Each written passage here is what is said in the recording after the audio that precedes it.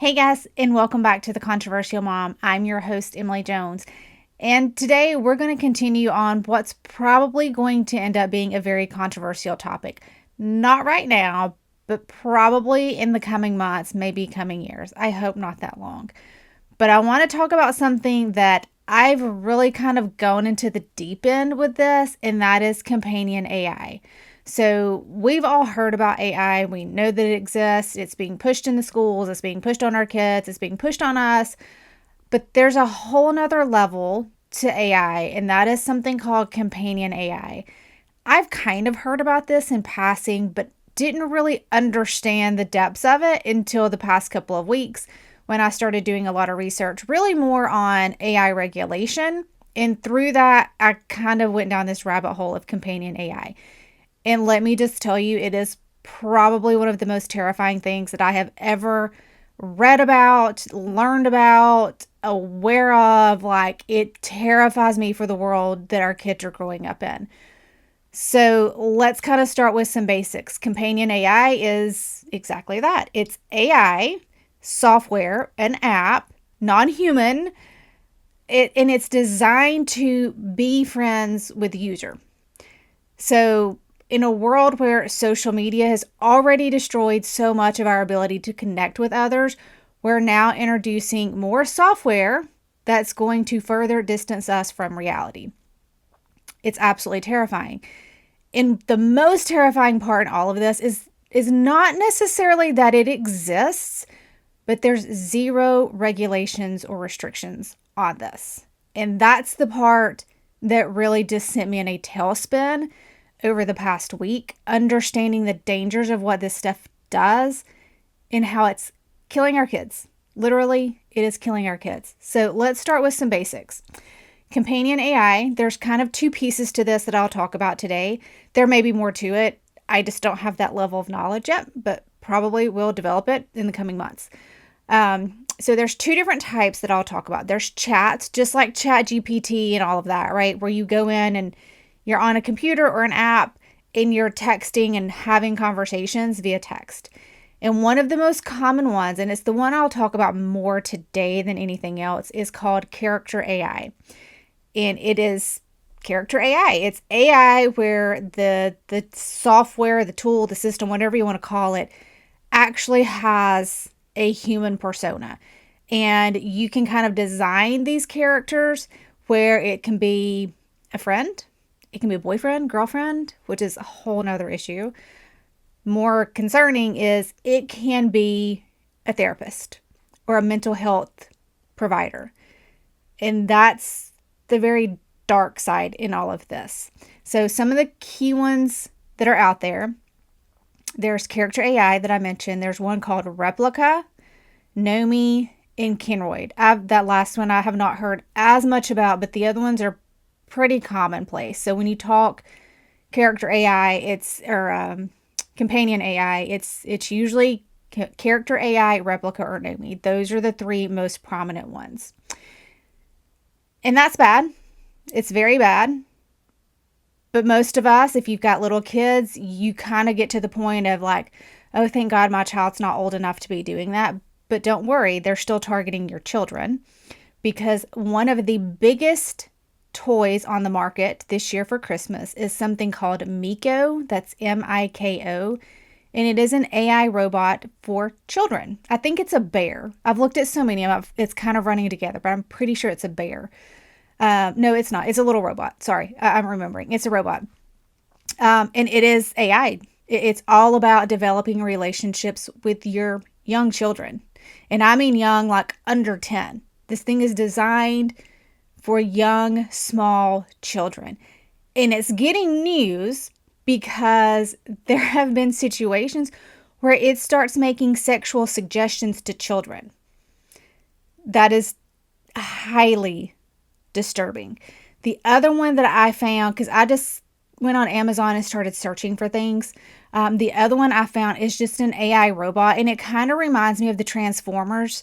Bumblebee, I think is what his name is. It's a small little yellow robot that kind of sits on your desktop, but it's for kids. I didn't see an age for it, but when I watched some of the videos on it, it showed a child like doing homework and asking the robot for help. Like, how do you spell the word strawberry? What is 2 plus 1 times 3 or whatever it was. So it's clearly targeting elementary kids. Here's the most disturbing thing in the little like 2-minute clip that I saw on the Amazon page was that it showed, and I'm reading the actual note because I wrote it down word for word because I stopped in my tracks. It's a kid interacting with this little robot, and she says to the robot, "Please comfort me if I'm having a bad day." And then it shows the robot saying, "Oh, we all have bad days. It's totally normal," kind of comment. It is a companion AI bot targeting young children.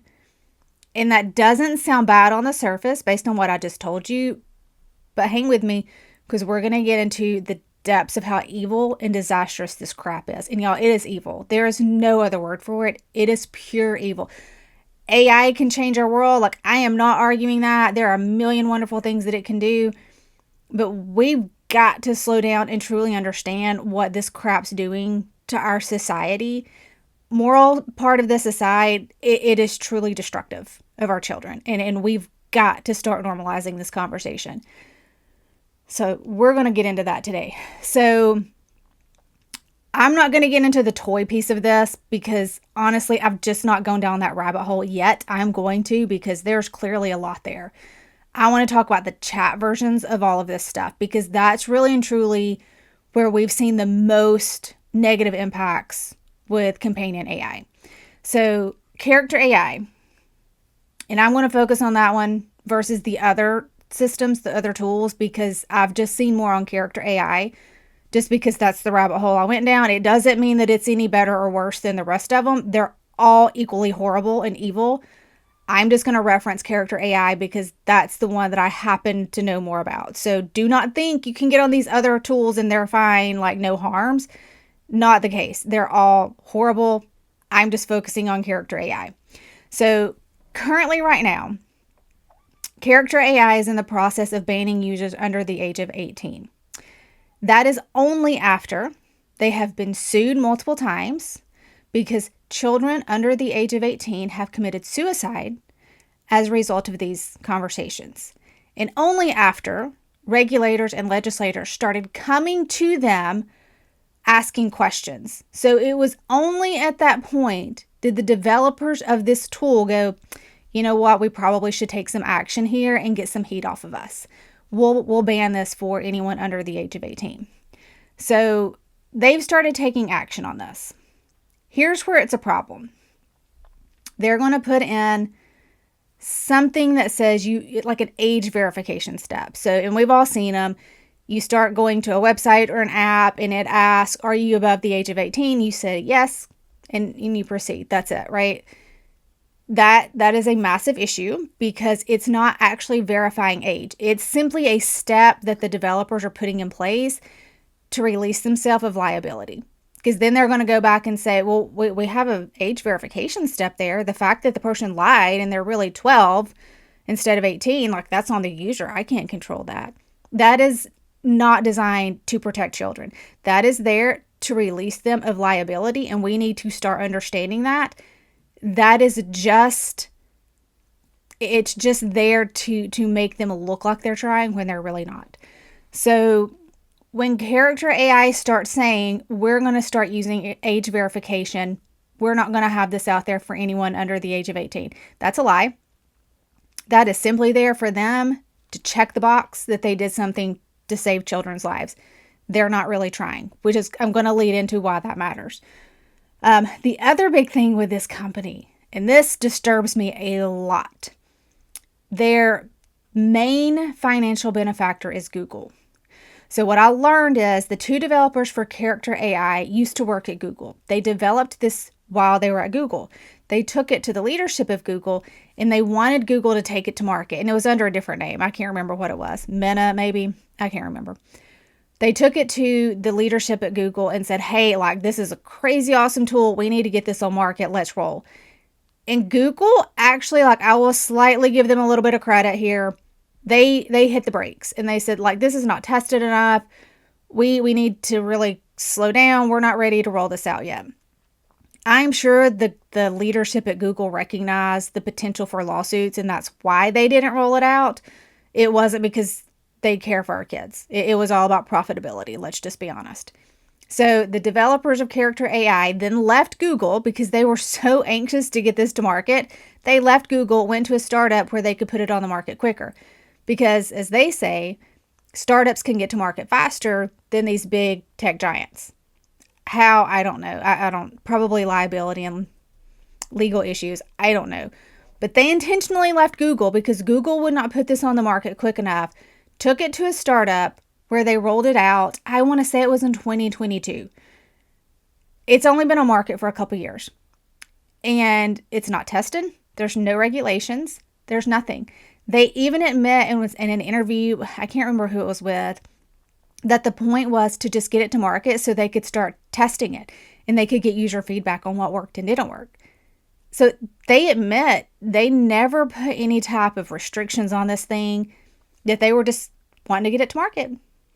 And they did. So they've been on the market for a couple of years now.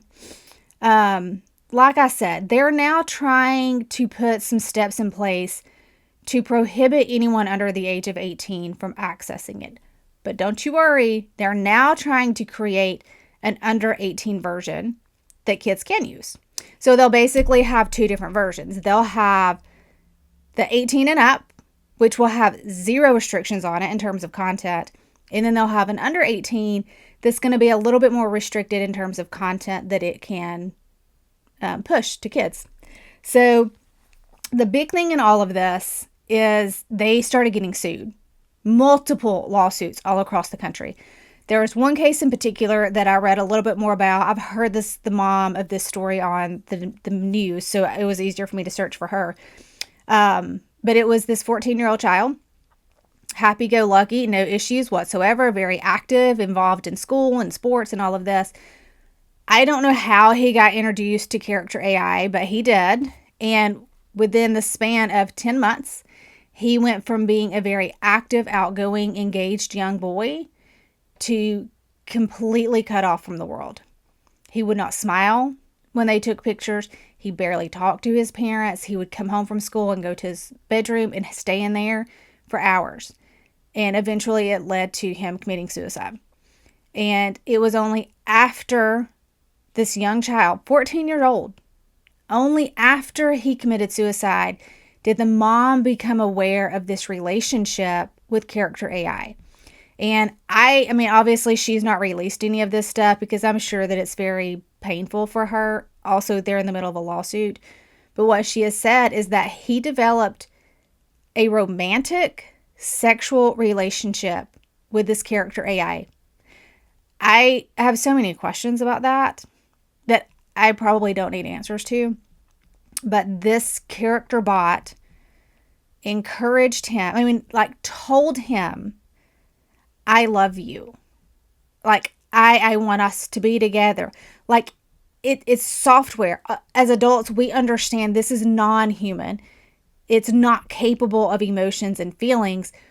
But at 14 years old, this child going through puberty, like awkward time, I'm sure, there was probably weird stuff going on at school. I mean, normal stuff that we all went through. But now these kids have the ability to go talk to a Character AI bot that tells them, I feel your pain. I understand. This is unfair. Like, it's feelings validation. Whatever the user tells them, AI is just going to come back and validate. It's not a real relationship, but kids do not understand that. So this bot's telling this child who clearly, is lonely and doesn't have a girlfriend, like, I wish that I had a girlfriend, whatever it is he's telling him, the bot is validating all of those feelings. It was not in the article, but I heard the mom say this in an interview, that the conversation was so extreme that the bot told this 14-year-old child, I wish that we could be together. The only way for us to be together is for you to leave your world. So this Character AI bot told this child, kill yourself so we can be together. That is beyond rational. And the fact that the developers put this on the market with zero regulation, zero restrictions, zero testing is evil. Absolute evil. And this is only one story. There's several other ones that I found all across the country. I can't even remember what states they were in, but all across the country. So Character AI has been getting hit with major lawsuits, and rightfully so, because children are killing themselves because of their tools. So that's why they're doing this whole under 18 can't use their software. It's not because it's the right thing to do. It's because they're losing money. They do not care about anything other than their bottom line. Character AI is evil. Let me just be very clear. Character AI is evil. So here's where this starts coming back home. Trump, as much as I love Trump loves AI, and he's very against regulation of AI. He has said this multiple times, that states are passing their individual legislation around AI, and because of that, it makes AI really hard to be implemented. And that is very true. I don't disagree with that. But here's the underlying message. States are regulating it because we're dealing with this crap. We're dealing with 14-year-olds killing themselves because AI is evil. It doesn't care about children. And the only thing we can do is pass state-level legislation. So if Trump doesn't like that we're passing state-level legislation, then they should pass federal regulation. That would fix all of this. And thankfully, we have some really good federal legislators that are actually doing this. And Josh Hawley is one of the primary ones that truly has filed lots of legislation on this topic. Love that man. He's filed several. I won't go into all of them. I think he's filed 5 or 6 different pieces. I didn't read all of them. I scanned them, and then I focused on the ones I cared most about. The 2 that he's filed that I care most about is something called the GUARD Act and something called the LEAD Act. So the LEAD Act is basically, it says that AI is a product. It recategorizes AI and it makes it a product. When it's a product, that opens the developers up to litigation. So in the instance or the example that I shared a minute ago with this 14-year-old, basically, it opens them up to be sued because their product resulted in the death of child.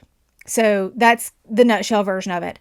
That's why that one is so critically important, is it forces accountability back on the developers, where right now you really can't do anything about it because it's just software. Like, software can't kill somebody, although it has. So that piece of legislation is really critical because it opens the door up for litigation, which then forces developers to be much more cautious in what they're doing. So that's a good thing. The other one is called the GUARD Act. And the GUARD Act basically just says anyone under 18 cannot have access to companion AI, period, full stop. That's kind of the short version of all of it. So it gets into a lot of detail of how something's categorized as companion AI versus not. It's not fully taking it off the market. It's just limiting access to adults only. So really good pieces of legislation. They're fairly new that they've been filed. I want to say one was in October and maybe the other one was September. They're very new. So that's at the federal level. Here's the really good news. We have people in the state of Alabama that are trying to replicate the GUARD Act here in our state. So it would do the same thing. It would just prohibit companion AI for anyone under the age of 18. This is critical because, to my knowledge, we've not had any of these issues yet, thank God. But it doesn't mean that it can't happen, and we would like to prevent deaths of minors due to companion AI. So I know legislation is in the works right now. This person, I'm not going to mention names yet, but this person's already sent everything to start getting draft legislation crafted out. So hopefully we'll see that in the next month or so.